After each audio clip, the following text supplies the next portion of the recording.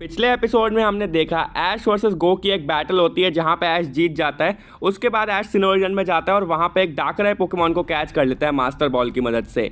बाद में फिर ऐश कैंटो रीजन में आ जाता है और वहां पे यार प्रोफेसर ओक ऐश को बताते हैं कि ऐश की और उसके डैड की जो बैटल है वो डिले हो चुकी है। ऐश के डैड ने ऐसा एक लेटर में बताया है। और यार बाद में ऐश को एक फोटो दिखती है प्रोफेसर ओक की जहाँ पे उन्होंने एक ट्रॉफी पकड़ के रखी होती है। ऐश बहुत चौंक जाता है और उनसे पूछता है कि क्या आप भी पोकेमॉन मास्टर थे कभी, आपकी क्या बैक स्टोरी है मुझे बताइए। और प्रोफेसर ओक ऐश को अपनी बैक स्टोरी बताते हैं। अब आगे ऐश प्रोफेसर ओक से कहता है कि अगर आप इतने पावरफुल ट्रेनर थे और एक पोकेमॉन मास्टर बन चुके थे फिर आपने अपनी जर्नी क्यों छोड़ दी और ये प्रोफेसर क्यों बन गए आप। प्रोफेसर ओक ऐश को बताते हैं कि एक्चुअली ये स्टोरी काफ़ी ज़्यादा डार्क है, इसीलिए मैंने तुम्हें कभी बचपन में बताने का सोचा नहीं, पर आज अगर तुम पूछ रहे हो तो मैं तुम्हें बताता हूँ। प्रोफेसर ओक ऐश को बताते हैं कि उनको बचपन में कभी भी एक पोकेमॉन ट्रेनर बनने का ज़्यादा शौक नहीं था, लेकिन फिर भी उनके मॉम डैड की वजह से उन्होंने एक पोकेमॉन ट्रेनर बनने का ही डिसाइड किया। प्रोफेसर ओक को अपना स्टार्टर चुनने मिला था जहाँ पे स्क्वार्टल, बल्बसौर और चारमेंडर जो कि कैंटो के ऑप्शंस होते हैं वो थे, और वहाँ पे प्रोफेसर ओक ने अपने स्टार्टर के तौर पे चुना था एक चारमेंडर को। उस टाइम में पैलेट टाउन के अंदर प्रोफेसर ओक के बाजू वाले घर में अगाथा रहती थी, और यार अगाथा और प्रोफेसर ओक की कभी भी ज़्यादा अच्छी बनी नहीं। इन दोनों के बीच में ज़्यादा कुछ दोस्ती नहीं थी, उल्टा इनके बीच में एक बहुत बड़ी राइवलरी रहती थी। अगाथा और प्रोफेसर ओक एक दूसरे के मामले में बहुत ज़्यादा कॉम्पिटिटिव थे, उन्हें चाहिए था कि वो एक दूसरे से ज़्यादा स्ट्रॉन्ग बने। प्रोफेसर ओक और अगाथा की काफ़ी बार एक दूसरे से बैटल हुई थी, जहाँ पे ज़्यादातर टाइम प्रोफेसर ओक की उस बैटल को जीता करते थे। अब प्रोफेसर ओक जब 13 साल के हुए तो उनके साथ एक सिलेबी वाला इंसिडेंट हुआ जो हमने यार सिलेबी वाली मूवी के अंदर देखा है, जहाँ पे एक मास्क मैन था, उससे यार प्रोफेसर ओक सिलेबी को नहीं बचा पाए थे, और इसकी वजह से प्रोफेसर ओक को अपने आप पे बहुत ज़्यादा गुस्सा आया था। और यही वो मोमेंट था जब उन्होंने डिसाइड किया कि वो यार सबसे ज़्यादा पावरफुल ट्रेनर बनेंगे, और इस टाइम पर उनको एक ट्रेनर बनने का बहुत ज़्यादा जोश चढ़ गया था। काफ़ी साल की मेहनत और ट्रेनिंग करने के बाद अब प्रोफेसर ओक ने अपनी 6 पोकेमॉन की एक बहुत पावरफुल टीम बना ली थी, जिसमें था उनका स्टार्टर पोकेमॉन चारिज़ार्ड, टॉरोस, एग्जैक्यूटोर, आर्कनाइन, वीनासौर और गैराडोस। ये थी प्रोफेसर ओक की टीम, जो कि सारे एक से बढ़ के एक पावरफुल पोकेमॉन थे, और प्रोफेसर ओक सभी से बहुत प्यार करते थे, लेकिन वो यार ट्रेनिंग के मामले में बहुत ज़्यादा सख्त थे और सबको बहुत ज़्यादा ट्रेन करते थे।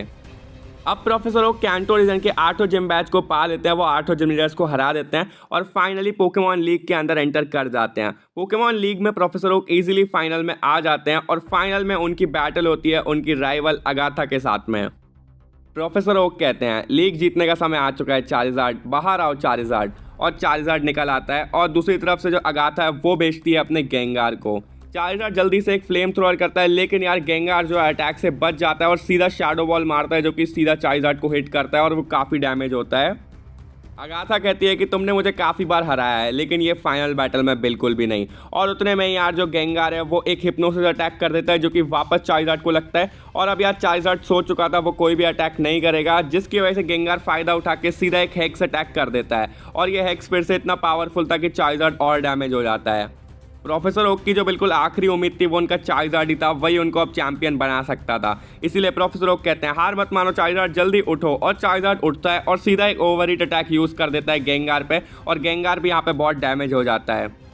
प्रोफेसर ओक कहते हैं चारिज़ार्ड रुको मत, और तुरंत ही एक ड्रैगन टेल। चारिज़ार्ड अपनी पूरी ताकत लगा के एक ड्रैगन टेल करता है और फिर से एक गेंगार को हिट होता है, और यार गेंगार भी अब यहाँ पे बहुत ज़्यादा डैमेज हो चुका था।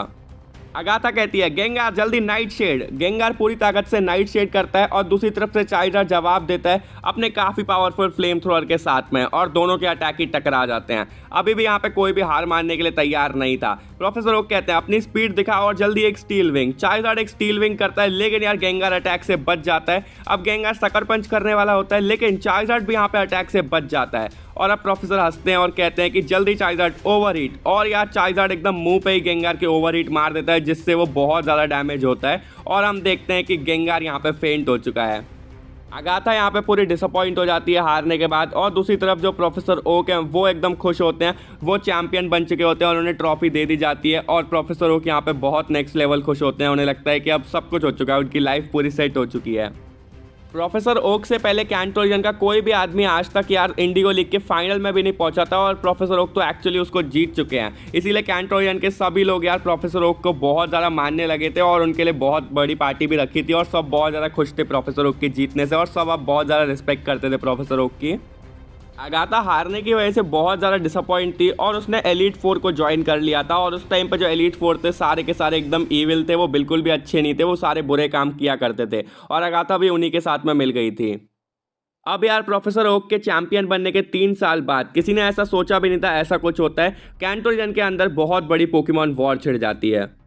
इस वॉर के अंदर बहुत सारे लोग मर रहे थे, जिसकी वजह से प्रोफेसर ओक सोचते हैं कि उन्हें कैसे भी करके इस वॉर को रोकना होगा और यार सब कुछ ठीक करना होगा, जिसकी वजह से प्रोफेसर ओक जाते हैं एलीट 4 के पास और उन चारों को समझाते हैं कि इस सब में कुछ भी नहीं रखा, तुम जो कर रहे हो वो सब बेकार है और कैंटो रीजन के बहुत सारे अच्छे लोग मर रहे हैं, तो हमें उनको रोकना होगा, उनको बचाना होगा कैसे भी करके। इसीलिए यार एलीट 4 जो है वो चारों भी सुधर जाते हैं और वो सब सोचते हैं उन्हें प्रोफेसर ओक की मदद करनी होगी और ये सब मिलकर अपनी पावर का यूज़ करके, अपने ताकतवर पोकेमॉन का यूज़ करके अपने कैंटो रीजन को वॉर में जिता देते हैं, यानी कि प्रोफेसर ओक वगैरह सब जीत जाते हैं, वो वॉर जीत जाते हैं। अब कुछ और साल बीत जाते हैं और यार प्रोफेसर ओक डिसाइड करते हैं कि वो अपने पोकेमॉन चैंपियन का और पोकेमॉन मास्टर का जो टाइटल है वो अब गिव अप कर देंगे, वो उसको छोड़ देंगे क्योंकि अब उनको उसमें कोई फ़ायदा नहीं लगता। प्रोफेसर ओक एक ट्रेनर बने ही थे बुराई को मिटाने के लिए, अच्छाई का साथ देने के लिए, लेकिन अब पोकेमॉन मास्टर और पोकेमॉन चैंपियन बनने के बाद उनको बस दूसरों के जो चैलेंजर्स आते हैं उनसे लड़ना पड़ता है, बाकी वो बुराई को नहीं मिटा पा रहे, जिसकी वजह से प्रोफेसर ओक अपने पोकेमॉन मास्टर का टाइटल छोड़ देते हैं। और यार प्रोफेसर ओक ऐश से कहते हैं कि मेरे बाद जो पोकेमॉन मास्टर बना था वो और कोई नहीं, वो पैलेट टाउन से तुम्हारे डैड ही थे।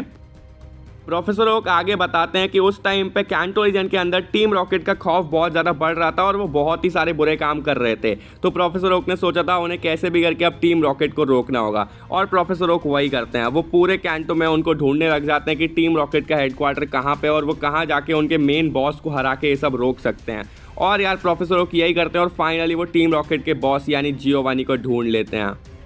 प्रोफेसर ओक बहुत ही ज़्यादा गुस्से में थे और उन्हें कैसे भी करके जियोवानी को हराना था। जियोवानी एक के बाद अपना एक पोकेमॉन भेजते जाता है, लेकिन यार प्रोफेसर ओक अपने एक पोकेमॉन यानी चार्जर्ड की मदद से ही जियोवानी की पूरी टीम को ख़त्म कर देते हैं। जियोवानी का आखिरी पोकेमॉन होता है एक राइडॉन और यार चार्जर्ड उसको भी हरा देता है।